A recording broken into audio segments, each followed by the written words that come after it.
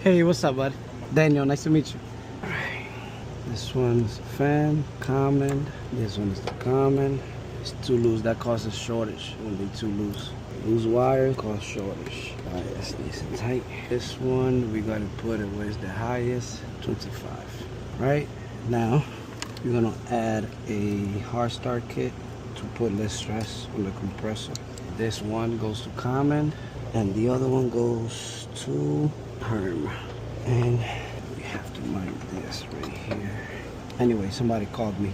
I want to mount this right here, and then this one we're gonna mount it. It's this right here. Too tight, baby. That's mad tight. Well, that's good though. If it goes in there, that's good. There we go. That's great. Now a little tighter. Pictures, and that's it. That should start my compressor right there. Now, all of the wiring, okay. Common, 5, perm. Let's give this bad boy some juice and let's see if that compressor comes on. Yes, sir. I hear it. Check them pressures and we out of here. Compressor's on, pressure's dropping. Good shit. That's how you wire up a turbo 200 capacitor with a hard start kit. These wires are live, so I gotta be super careful because this will shock the heck out of me.